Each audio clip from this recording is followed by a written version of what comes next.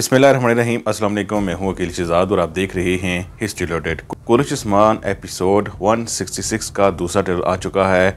इस हवाले से आज के हमारे मौज़ूआत कुछ इस तरह रहेंगे। उस्मान बे ट्रेलर में रो क्यों रहे हैं? अलाउद्दीन बे और गोंचा के बेटे की पैदाइश हो चुकी है, लेकिन क्या गोंचा की मौत होने वाली है और उसको जहर देने वाला कौन हो सकता है? हज़ाल खातून, बेगम खातून या फिर होलोफेरा? करादीन किला उस्मान बे ने फतह कर लिया, लेकिन सबसे अहम मसला ये है कि उस्मान बे ये किला किसको सौंपेंगे? क्या बेगम खातून को देंगे या फिर बेहान बे को ये किला देंगे?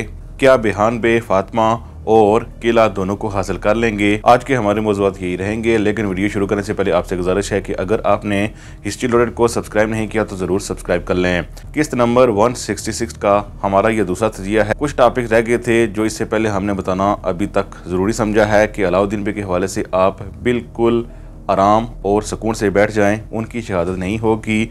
और इससे पहले भी हम आपको बता चुके हैं और अब भी उस्मान बे के हवाले से हमें यही लगता है कि जैसा कि उन्हें दिखाया गया है किले के बाद जितनी खुशियां मनाई जा रही हैं, इससे तो एक बात वाज़ेह है कि अलाउद्दीन बे की शहादत नहीं हुई है। दूसरी तरफ अलाउद्दीन बे के बेटे की पैदाइश हुई है और उस्मान बे और बाला खातून खुश नज़र आ रहे हैं, लेकिन इसके साथ ही ऐसा लग रहा है कि गोंचा खातून को किसी ने जहर दे दिया है और उसकी मौत हो चुकी है या फिर होने वाली है।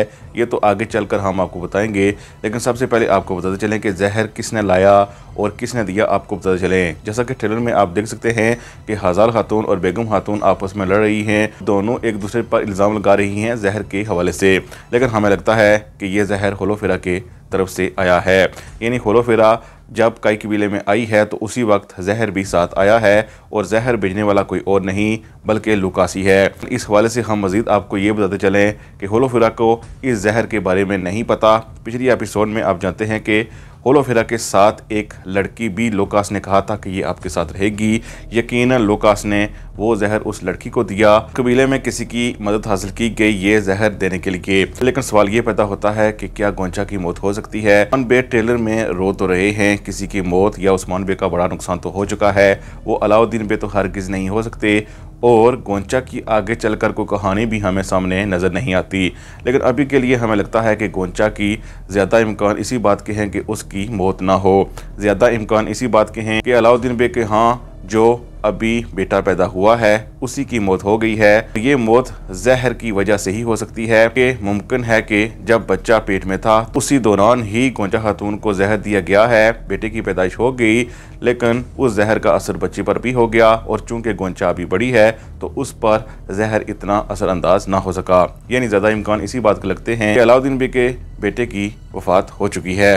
दूसरी तरफ आप ट्रेलर में देख सकते हैं कि सरोजा के साथ साथ यूसुफ भी चाह रहा है कि वो फातिमा खातून को तोहफा दे और तोहफा देते हुए ही दोनों एक दूसरे के साथ लड़ रहे हैं और फातिमा उन दोनों के मुंह देख रही है। बहरहाल सरोजा इसमें कामयाब होता है। यूसुफ, हमारे ख्याल में यूसुफ ज़्यादा ख़तरनाक है।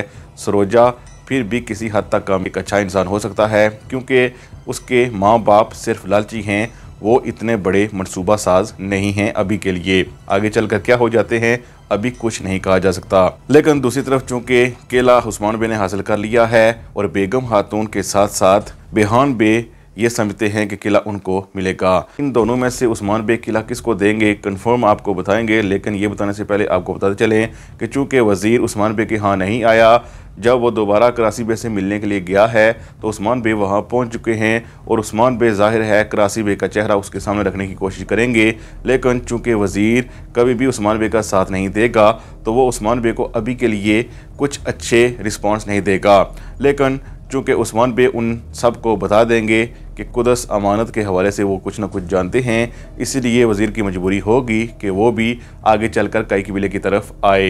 रही बात किले की, तो किले के हवाले से आप ट्रेलर में ही देख सकते हैं कि बाला खातून भी बेगम खातून के ख़िलाफ़ हैं, लेकिन एक बात सब मिस कर रहे हैं। वो बात यह है कि करासी बे ने 22 सुंगर को अपनी तरफ से मार ही दिया था। 22 सुंगर ने जो ही उस्मान बे को पैगाम भेजा, इसके बाद इतना उसे मारा गया कि करासी बे के आदमियों ने यह समझा कि वो मर चुका है, लेकिन वो सही सलामत उस्मान बे तक पहुंच चुका है क्योंकि वो बहुत ज़ख्मी है। उसने कुदस अमानत के साथ साथ ये भी बता दिया होगा कि बेगम खातून मिलने गई थी करासी बे के पास। और इस हवाले से चूँकि उस्मान भाई जान चुके हैं कि बेगम खातून और कराची की मुलाकातें हुई हैं, ज़रूर कराची चाहेगा कि यहाँ की खबरें बेगम खातून वहाँ दे। अभी तक बेगम खातून ने फैसला नहीं किया कि वो कराची को खबरें यहाँ से देगी कि नहीं, इसीलिए उस्मान भाई हमें लगता है कि बाला खातून की भी नहीं सुनेंगे और बेहान बे के बजाय वो बेगम खातून को इसलिए किला दे देंगे ताकि इसको अपनी मुट्ठी में रख सकें और इसका झुकाव कराची बे की तरफ ना हो। ये उस्मान बे की एक सियासत होगी, क्योंकि उस्मान बे जानते हैं कि बेगम खातून एक अच्छी औरत नहीं है, लेकिन फिर भी ज़्यादा इम्कान इसी बात के लगते हैं कि यूसुफ और बेगम खातून को उस्मान बे किला दे देंगे।